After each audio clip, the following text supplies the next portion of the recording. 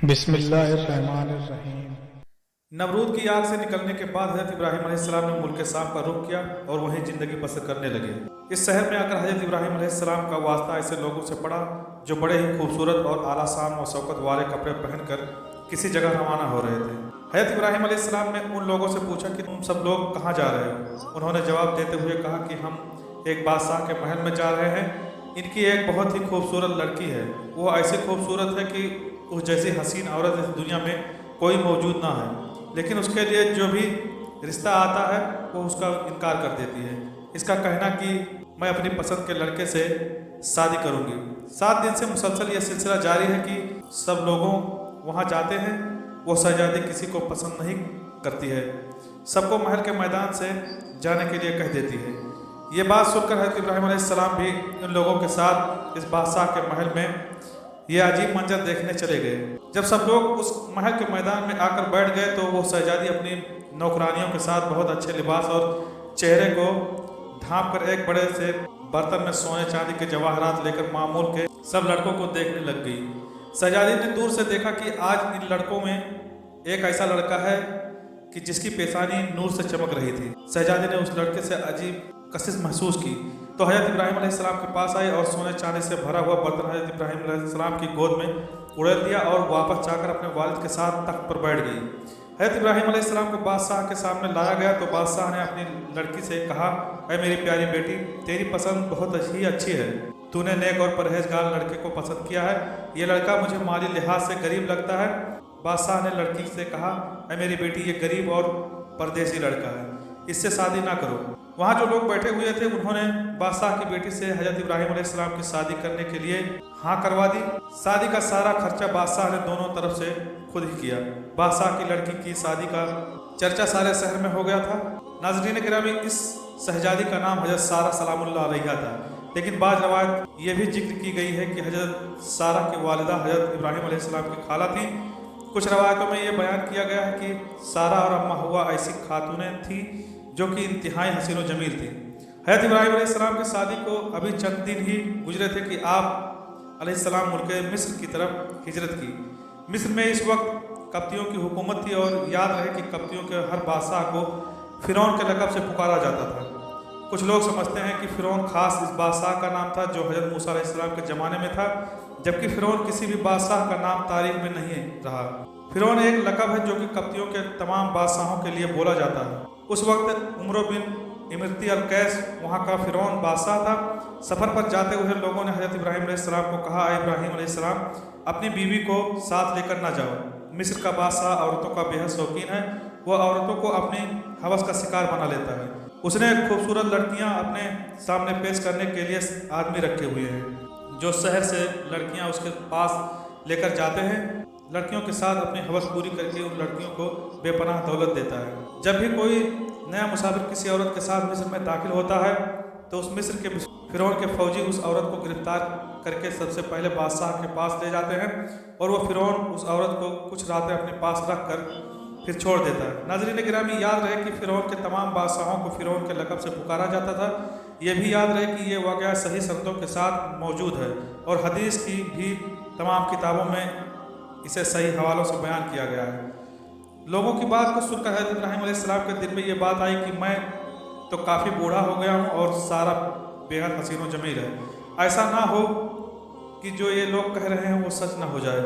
इस डर से हज़रत इब्राहीम अलैहिस्सलाम ने एक बड़ा संदूक लिया, उसमें अपनी बीवी को बंद करके संदूक को ताला लगाकर एक ऊँट के ऊपर रख दिया। जब हज़रत इब्राहीम अलैहिस्सलाम काफ़िले वालों के साथ शहर में पहुँच गए तो शहर वालों ने संदूक खोलने की कोशिश की।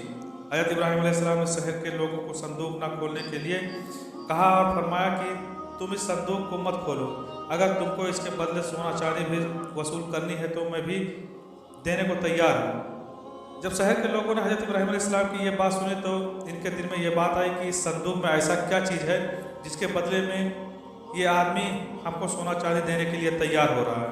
उन्होंने कहा कि हम इस संदूक को ज़रूर चेक करना चाहते हैं कि इसमें क्या है। शहर के लोगों ने जिद करते हुए उस संदूक को खोल दिया तो उन्होंने देखा कि एक हसीन व जमील औरत इस संदूक में बंद की हुई है। انہوں نے کبھی اتنی حسین و جمیل عورت نہ دیکھی تھی۔ انہوں نے حضرت ابراہیم علیہ السلام اور سارہ کو لیا اور فرعون بادشاہ کے سامنے پیش کر دیا۔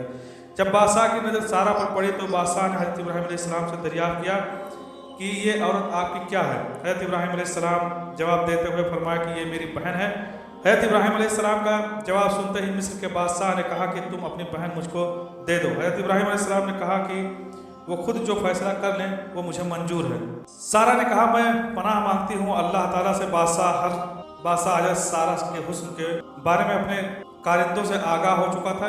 اس کی نیت تو پہلے ہی خراب تھی، وہ اب اس کا ارادہ اور زیادہ برا ہو گیا۔ اب اس نے حکم دیا کہ اس لڑکی کو نہلا دھلا کر لباس فاخرہ پہنا کر میرے خلوت گاہ لے آؤ۔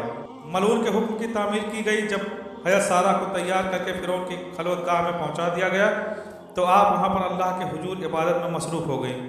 صحیح بخاری کی حدیث نمبر 2217 میں یہ واقعہ تفصیل سے درج ہے۔ چنانچہ فرعون خلوت گاہ پہنچا اور حضرت بی بی سارہ سلام اللہ علیہ کی عبادت ختم ہونے کا انتظار کرنے لگا۔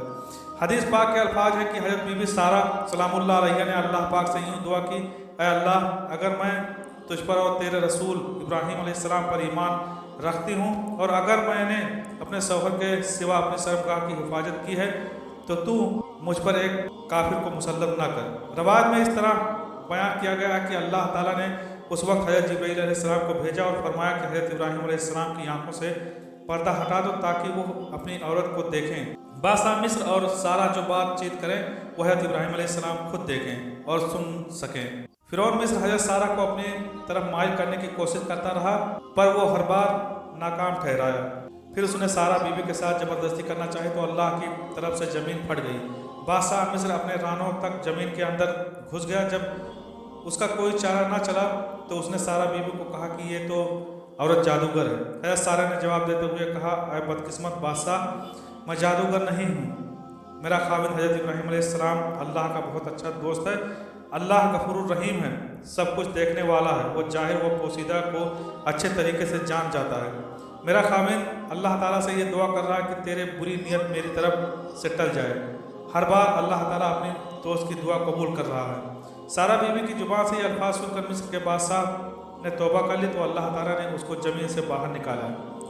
جب وہ زمین سے باہر نکل آیا تو پھر اس کی نیت خراب ہوئی تو اس نے حضرت سارہ کو بد نظر سے دیکھا تو اللہ تعالیٰ کے حکم سے اس کی نظر جاتی رہی۔ جب وہ آنکھوں سے نابینا ہو گیا تو اس نے سارہ سے کہا، اے بیوی میرے لیے اللہ تعالیٰ سے دعا کرو کہ میں ہمیشہ کے لیے اس بدکاری سے بچ جاؤں۔ حضرت سارہ نے بادشاہ مصر کے لیے اللہ تعالیٰ سے دعا کی، اے اللہ اس جانی شخص کو سیدھا راستہ دکھا دے۔ اللہ تعالیٰ نے حضرت سارہ بیوی کی دعا قبول کرتے ہوئے اس کی آنکھوں میں بینائی واپس لوٹا دی۔ جب اس کی آنکھ ٹھیک ہو گئی تو اس نے ایک بار پھر حضرت سارہ کی طرف بدکاری کرنے کی کوشش کی تو اس بار اس کا سارا جسم ایک جگہ پر رک گیا۔ اس نے پھر حضرت بی بی سارہ سے دعا کی، درخواست کی تو سارہ نے جواب دیتے ہوئے کہا کہ اے بدقسمت، تو اپنی حرکتوں سے باز نہیں آ رہا، یہ سب دعا میرا خاوند کر رہا ہے، اب اس کی مرضی ہے کہ وہ تیرے لیے دعا کرتا ہے یا نہیں کرتا۔ مصر کے بادشاہ نے حکم دیا کہ حضرت ابراہیم علیہ السلام کو میرے سامنے لاؤ۔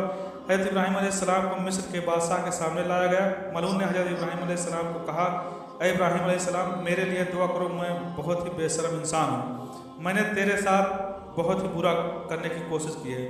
حضرت ابراہیم علیہ السلام نے فرمایا کہ یہ سب کچھ میرا خدا کر رہا ہے جو بڑا ہی رحیم اور کریم ہے۔ بادشاہ نے اپنی بیٹی حسین و جمیل سارہ کے سامنے پیش کر دی اور کہا، اے اللہ کی نیک بندی، میں تم کو بی بی ہاجرہ شکرانے کے طور پر بطور ہدیہ پیش کرتا ہوں۔ جو گناہ مجھ سے ہوا ہے تو مجھے اللہ کے واسطے معاف کر دیجیے۔ روایت میں ہے کہ حضرت ابراہیم علیہ السلام سارہ اور حاجرہ کو ساتھ دے کر کنعان کی طرف تشریف لے گئے۔ حضرت سارہ راستے میں حضرت ابراہیم علیہ السلام کو سب گزرا ہوا وقت بتانے لگی تو حضرت ابراہیم علیہ السلام نے فرمایا، اے سارہ تم بے فکر رہو، اللہ تعالیٰ نے میری آنکھوں سے پردہ غائب کر دیا تھا۔ آپ اور مصر کے بادشاہ کی ہر بات کو سن سکتا اور دونوں آنکھوں سے دیکھ رہا تھا، تم کو کسی بات کو بتانے کی ضرورت نہیں ہے۔ روایت میں ہے کہ اس کے بعد حضرت سارہ نے حضرت حاجرہ کی شادی حضرت ابراہیم علیہ السلام کے ساتھ کر دی۔ مصر سے آئے ہوئے 10 سال گزر گئے تھے کہ اللہ تعالیٰ نے سارہ اور حضرت ابراہیم علیہ السلام کو ابھی تک اولاد کی نعمت سے مالا مال نہیں کیا تھا، یہاں تک کہ اللہ تعالیٰ نے حضرت ابراہیم علیہ السلام کو اولاد عطا کرنے کا وعدہ